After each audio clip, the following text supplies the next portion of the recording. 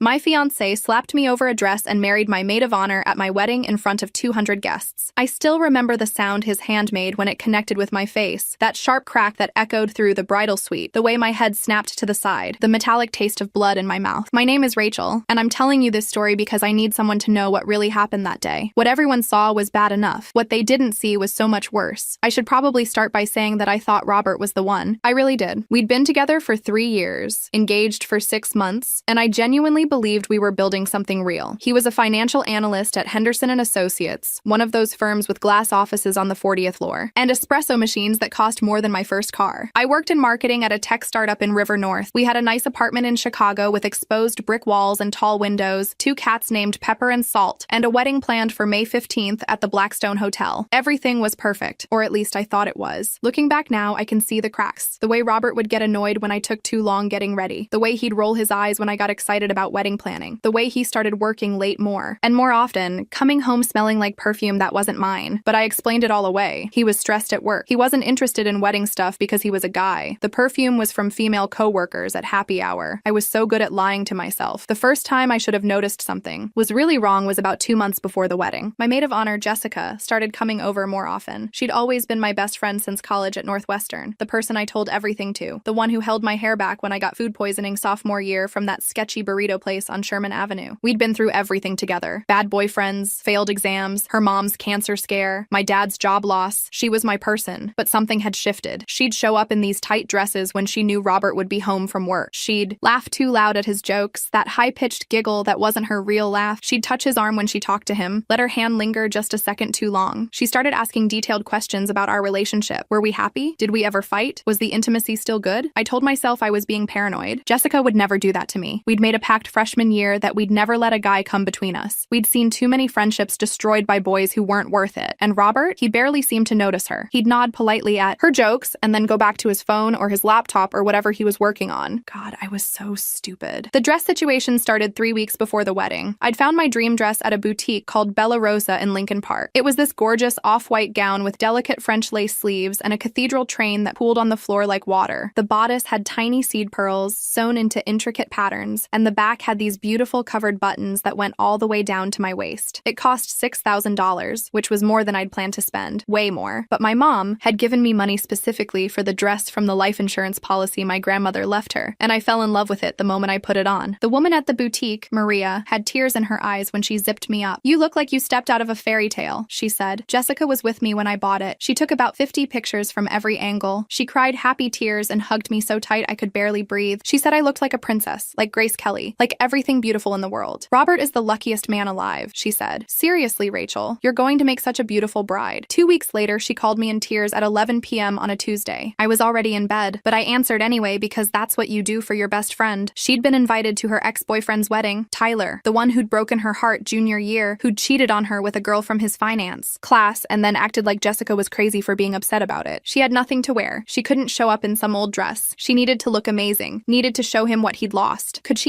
possibly borrow something from me? I told her, of course. We were the same size, both size 6, same height, same build. I had plenty of dresses she could choose from. I had that navy blue one from my cousin's wedding, or the red cocktail dress I'd worn to Robert's company holiday party, or the floral one from last summer that I'd only worn once, but that's not what she wanted. "What about your wedding dress?" she asked. Her voice was small, hesitant. I laughed. I actually laughed out loud. "Jess, I can't lend you my wedding dress. It's my wedding dress, for my wedding, in 2 weeks. No, she said quickly. I mean, what if I borrowed it for some photos? For my social media? I'm trying to make him jealous, you know? Show him what he's missing. Like, look at me. I could be getting married too. I could be this happy too. I'd be so careful with it. I wouldn't even take it out of your apartment. We could do the photos in your living room. I'd have it back to you in an hour. 2 hours tops." Something felt off about it, but she was crying, really sobbing now, and she was my best friend, and I wanted to help her feel better. I wanted to be the kind of friend who showed up when things were hard. I said no anyway. Some voice in my head, some instinct I couldn't quite name, told me not to. "I'm sorry, Jess," I said. "I just can't. It's too important. What if something happened to it? What if there was a spill or a tear? I'd be devastated. You understand, right?" There was a long pause on the other end of the line. "Yeah," she said finally. Her voice was cold now, flat. "I understand. It's just a dress. It's fine. I can bring over the other dresses tomorrow," I offered. "We can figure something out. We'll make you look so good that Tyler will regret every decision he's ever made." "Don't worry about it," Jessica said. "I'll figure something out on my own." She hung up before I could say goodbye. I texted her the next day to apologize again, to ask if she was okay, to suggest suggest we go shopping together for a new dress. She responded with, I'm fine, and nothing else. She didn't bring up the dress again. Not to me anyway. But she did start acting weird. She canceled our weekly brunch that Sunday. She said she couldn't make it to my bachelorette party because of a work thing, even though she was the one who'd planned it. When I called her, she'd let it go to voicemail. When I texted, her responses were short, 1 or 2 words. I asked her if something was wrong, if I'd done something to upset her. She said no, she was just busy with work, stressed about a big project. She'd be better after it was over. I believed her, because I wanted to, because the alternative was too painful to consider. The night before the wedding, I stayed at my parents' house in Wilmette. It was tradition. My mom wanted to do the whole thing properly, the way her mother had done it, the way her grandmother had done it. The bride stays with her family the night before, and the groom isn't supposed to see her until she walks down the aisle. My dad kept getting emotional every time he looked at me. He'd tear up in the middle of dinner, or while we were watching TV, or when I passed him in the hallway. My younger sister, Amanda, was running around making sure all the flower girl details were perfect for my niece, Sophie, who was 4 and extremely excited about getting to throw flower petals. Not too many at once, Amanda kept telling her. Just a few at a time. Like this, see? Sophie would nod seriously and then immediately forget and throw entire handfuls of fake petals all over my parents' living room. My mom made my favorite dinner, chicken parmesan with angel hair pasta, garlic bread, Caesar salad. We ate in the dining room with the good china, and my dad made a toast about how proud he was, how he'd known from the moment I was born that I was destined for great things. You were so determined even as a baby, he said, his voice cracking. When you wanted something, you didn't give up until you got it. And tomorrow, you're getting everything you've ever wanted. A husband who loves you, a beautiful wedding, the start of a wonderful life. I felt tears in my eyes. Happy tears, I thought. Just happy tears. Robert texted me around 11 p.m., right as I was getting ready for bed in my childhood bedroom with the faded wallpaper I'd picked out when I was 12. Can't wait to marry you tomorrow. I love you so much. You're going to be the most beautiful bride in the world. I texted back 3 heart emojis and I love you too. See you at the altar. I fell asleep smiling, my phone clutched in my hand, dreaming about tomorrow. The morning of the wedding, I woke up to sunlight streaming through my window and my phone vibrating so hard it fell off the nightstand. 17 missed calls from my wedding planner, Catherine. 4 missed calls from Jessica. 3 missed calls from Robert. And 1 text from a number I didn't recognize. You need to know the truth about Robert and Jessica. I'm sorry. My hands were shaking when I called Catherine back. Rachel, she said, and her voice was strange, tight, stressed in a way I'd never heard before. You need to get to the hotel. Now. Right now. What's wrong? Catherine, what happened? Is something broken? Did the flowers not arrive? Is there a problem with the caterers? Just get here, please. I can't explain over the phone. My heart was pounding. Catherine, you're scaring me. Tell me what's going on. Your dress, she said. Rachel, your dress is gone. The world tilted. What do you mean gone? Gone where? Did the boutique not deliver it? No, it was delivered yesterday. I checked it myself. It was hanging in your suite, in the garment bag, exactly where it was supposed to be. But when I went in this morning to start setting up, it was gone. The garment bag is empty. And there's a note. What kind of note? Catherine's voice dropped to almost a whisper. I think you need to see it for yourself. I threw on jeans and the Northwestern sweatshirt I'd slept in and drove to the Blackstone with my heart in my throat. My mom came with me, already in her mother of the bride dress, a beautiful champagne-colored gown she'd bought specially for today. Her face was pale, her lips pressed into a thin line. There has to be an explanation, she kept saying. There has to be a logical explanation. Maybe someone moved it. Maybe housekeeping put it somewhere safe, but I knew. Even before we got there, some part of me knew. When we got to the bridal suite on the 3rd floor, Catherine was standing outside the door with 2 hotel security guards and the hotel manager, a thin man in a perfect suit who looked deeply uncomfortable. I need to prepare you for what you're about to see, Catherine said. She looked like she'd been crying, but she didn't prepare me. Nothing could have prepared me. The suite was beautiful. Huge windows overlooking Michigan Avenue, plush furniture in cream and gold, a massive mirror with lights around it like a movie star's dressing room. There were flowers everywhere, white roses and peonies, exactly like I'd ordered. My veil was laid out on the sofa. My shoes were lined up by the door. My jewelry was arranged on the vanity, but my wedding dress was gone. The garment bag was there, unzipped and empty, lying on the floor like a discarded skin. My veil was on the floor too, partially crushed, like someone had stepped on it. And there was a note on the vanity, written on hotel stationery in handwriting I recognized immediately. Jessica's handwriting. Her distinctive loops, the way she dotted her eyes with little circles. He deserves someone better, someone like me, someone who actually makes him happy. I'm sorry, Rachel, but this is how it has to be. We're in love. We have been for a long time. You'll understand eventually. You'll see that this is actually good for everyone. I read it 3 times before my brain could process the words. Each time they made less sense and more sense simultaneously. Where is she? I asked Catherine. My voice sounded weird, distant, like it was coming from underwater. We don't know. She had a key to the suite. She told the front desk she needed to drop off a gift for you early this morning. The hotel staff saw her leave around 6 a.m. carrying a large garment bag. They didn't think anything of it. They thought maybe she was taking it to get steamed or something. My mom grabbed the note from my hands. She read it and her face went from pale to red in about 2 seconds. That little, she started, but I was already calling Jessica. No answer. It went straight to voicemail. Her voicemail was full. I called Robert. No answer. One ring, then voicemail. He'd declined my call. I called Jessica's mom, Diane, who'd been like a second mother to me in college. She answered on the third ring. Rachel, congratulations. I'm so excited for today. Are you getting ready? Do you need anything? Is Jessica with you? Jessica? No, honey. She left early this morning. She said she needed to go help you get ready. Isn't she there? She's not here. Diane, do you have any idea where she might be? There was a pause. Is something wrong? I didn't know how to answer that. If you hear from her, please call me. It's important. I called Jessica's sister, Amber. No answer. I called her roommate, Kelsey. She hadn't seen Jessica since yesterday evening. She came home around 7, took a really long shower, and then left again around 9, Kelsey said. She seemed weird, nervous. I asked her if she was okay, and she said she was fine, just pre-wedding jitters. I figured she meant your wedding jitters, like she was nervous about the maid of honor stuff. 200 guests were going to arrive in 3.5 hours. I had no wedding dress. My maid of honor had stolen it and disappeared with some kind of manifesto about being in love with my fiancé, and said fiancé wasn't answering his phone. We need to call the police, my mom said. Her voice was shaking. We need to cancel the wedding, my sister said. She'd just arrived, still in her pajamas, her hair in a messy bun. Rachel, we have to cancel. We can't do this. Not like this. The hotel manager cleared his throat. I'm so sorry this has happened. This is absolutely unprecedented. We take security very seriously, and I assure you, we'll be conducting a full investigation. In terms of the wedding itself, I understand if you need to cancel. We can discuss refunds and— No, I said. The word came out hard, sharp. We're not canceling anything. Everyone stared at me. Catherine looked at me like I'd lost my mind. Maybe I had. Rachel, honey, you don't have a dress. You don't have a maid of honor. Your fiancé isn't answering his phone. I know this is hard, but I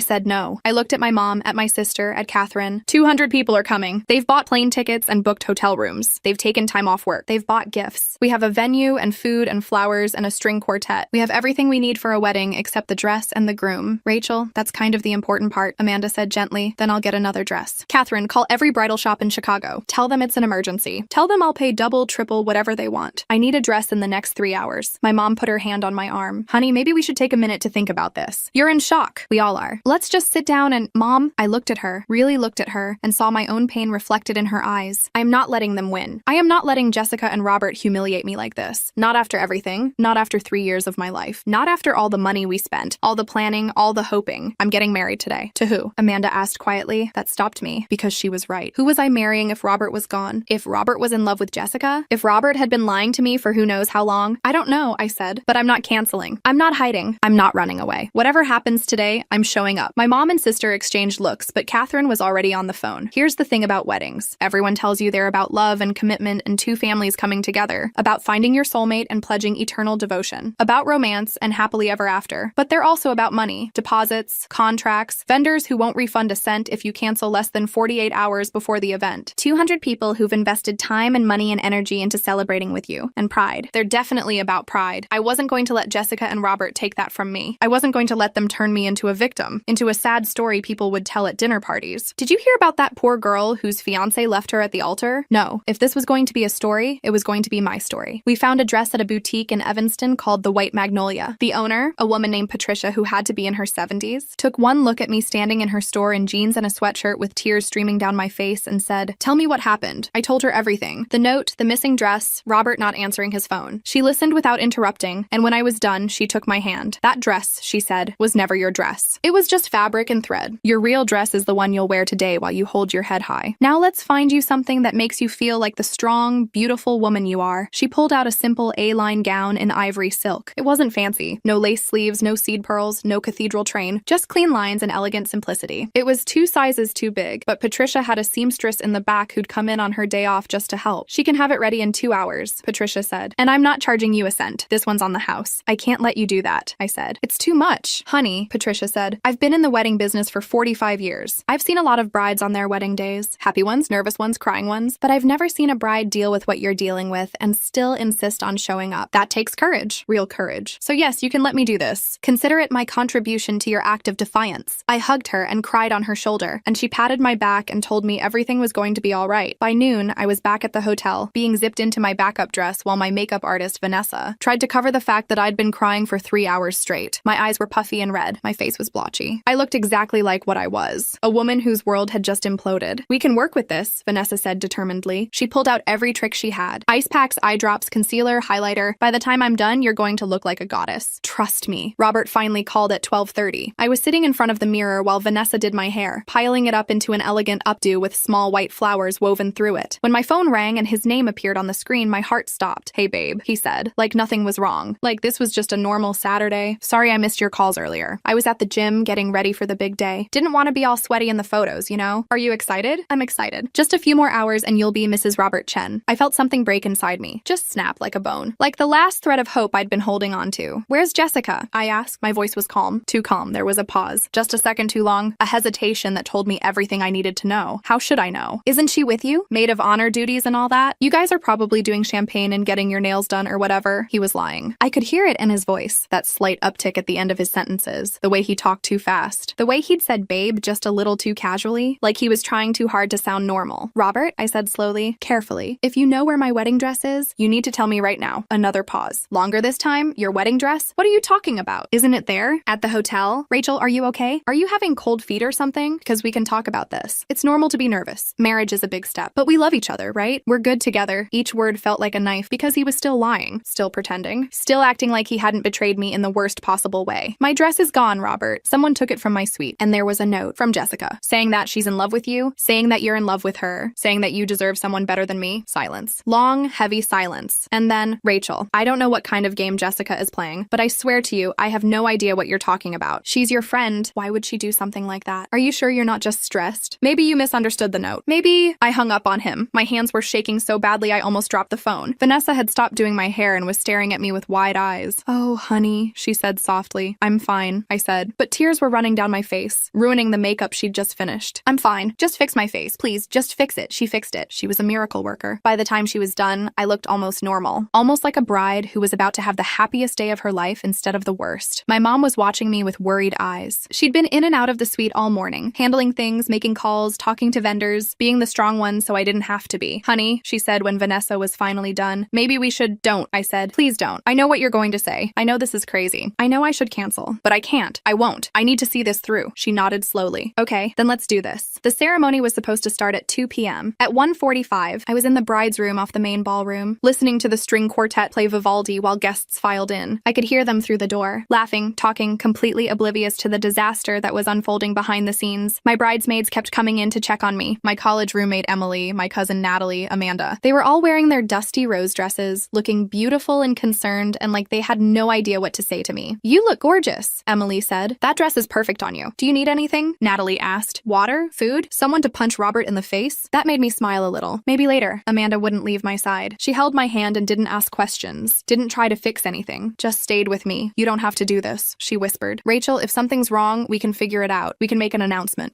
I have to, I said. I don't know why, but I have to. At 1:55, Catherine came to get me. Her face was white, completely drained of color. Rachel, she said. Her voice was shaking. Jessica is here. The world stopped spinning. What? She's in the ballroom. She just walked in. She's wearing, Catherine's voice cracked. She's wearing a wedding dress. Time seemed to slow down. Every second stretched into an eternity. I could hear my heartbeat in my ears, loud and fast. Take me to her, I said. Rachel, I don't think now. Take me now. Catherine led me to the small window in the door that led from the bride's room to the back of the ballroom. It was one of those one-way windows where I could see out but no one could see in. I looked through it and there she was. Jessica, my best friend. The girl I'd known for 8 years. The girl who'd been there through everything. Standing in the back of the ballroom in my wedding dress. My actual wedding dress with the French lace sleeves and the cathedral train pooling on the floor around her feet. Her hair was done up in an elaborate updo, even more elaborate than mine. She was wearing my grandmother's necklace, the one I'd planned to wear as my something borrowed. She had a bouquet of white roses in her hands. She looked beautiful. She looked like a bride, and Robert was walking toward her. I watched him move down the side aisle, past confused guests who were turning in their seats to look. He was wearing his tuxedo, the one we'd picked out together at that shop on Oak Street, the one that cost a fortune but made him look like James Bond. He stopped in front of Jessica. He took her hands. He smiled at her the way he'd smiled at me 1,000 times. That slow smile that started in his eyes and spread across his face. The smile that used to make my heart skip. And then I understood. This wasn't a theft. This wasn't some sudden decision. This wasn't Jessica having a breakdown and stealing my dress on impulse. This was a plan. They'd planned this together. Probably for weeks. Maybe months. My hands started shaking so badly that Amanda had to hold on to me to keep me upright. What do we do? Catherine was asking frantically. Should I call security? The police? Rachel, talk to me. What do you want me to do? But I was already moving. I pushed open the door to the ballroom and walked down the side aisle. I was wearing my simple ivory dress, my hair in an updo, my face perfectly made up. I looked like a bride. But I felt like I was walking to my execution. Every head turned to look at me. 200 guests, all dressed in their wedding finest, all staring at the bride in the wrong dress walking toward the groom who was holding hands with another woman in the right dress. The string quartet stopped playing. The silence was deafening. Robert saw me first. His face went from confused to shocked to guilty to angry in about 5 seconds. Rachel, he he said. What are you doing here? You're supposed to be in the bride's room. You're not supposed to see me before the ceremony. It's bad luck. I almost laughed. Bad luck. As if we hadn't blown past bad luck about 3 exits ago. What am I doing? I said loudly. Loud enough for everyone to hear. I'm getting married. That's what I'm doing. That's what we planned. What all these people came here to see. 200 people, Robert. 200 people who took time out of their lives to celebrate with us. Jessica was crying. Actual tears running down her face, smudging the makeup she'd put on so carefully. Rachel, I'm so sorry. I didn't want it to happen like this. But Robert and I were in love. We have been for months. You have to understand. I have to understand. My voice cracked. You stole my wedding dress. You're standing in my wedding venue, at my wedding, in my dress, holding my fiancé's hands, wearing my grandmother's necklace. What exactly do I have to understand? The ballroom was dead silent. 200 people holding their breath. I could see my parents in the front row. My dad half standing like he wanted to come to me but didn't know if he should. I could see Robert's parents looking horrified. I could see our friends and family and co-workers all frozen in shock. Jessica wiped at her tears, but they kept coming. We didn't mean for it to happen. It just did. We couldn't help it. Robert and I, we just connect on this deeper level. We have the same sense of humor, the same values, the same dreams for the future. Then why didn't you just tell me? I asked. My voice was smaller now. Broken. Why didn't you just break up with me, Robert? Why did you have to do it like this? Robert let go of Jessica's hands. He walked toward me and I saw something in his eyes I'd never seen before. Something mean, something cruel. You want to know the truth? He said. His voice was cold. Fine, I'll tell you the truth. Jessica and I have been together for 6 months. Since New Year's. Since your office party when you got drunk and embarrassed me in front of my boss. I remembered that night. I'd had 3 glasses of champagne on an empty stomach and gotten a little tipsy, a little loud. I'd thought it was funny. I'd thought Robert had thought it was funny. We started texting that night. Robert continued. Just friendly at first, but then it became more. Because Jessica actually gets me, Rachel. She's everything you're not. She's fun. She's spontaneous. She doesn't spend 2 hours every morning doing her makeup and hair. She doesn't freak out if I leave dishes in the sink or forget to take out the trash. She doesn't need everything to be perfect all the time. She's real. Each word was a punch to the gut. I felt like I couldn't breathe. Then why didn't you just break up with me? I asked again. Why go through with all of this? Because of this. He gestured around the ballroom. Because you'd already put deposits down on everything. Because your parents spent all this money. Because my parents invited all their friends from the country club. Because it was easier to just go through with it and then get divorced in a year or 2 after everything calmed down. After people forgot about the wedding and moved on. My mom made a sound behind me. Like a wounded animal. Like her heart was breaking for me. But then Jessica and I realized we couldn't do it. Robert continued. His voice was getting louder, more passionate, like he was making a speech. We couldn't lie anymore. We couldn't pretend. We love each other too much. So we decided to be honest, to do this right. Today, here, in front of everyone, to show everyone that real love can't be hidden. That when you find your person, your real person, you can't let society's rules or expectations or someone's hurt feelings get in the way. He turned back to Jessica and took her hands again. Jessica, I know this isn't how we planned it. I know we were going to tell Rachel privately, try to do this gently, but I can't wait anymore. I can't stand here in this tuxedo and pretend I'm going to marry someone else when the only person I want to marry is you. So I'm asking you now in front of everyone, will you marry me? Today, right now? Jessica was sobbing, full body sobs that made her shoulders shake. She nodded frantically. Yes,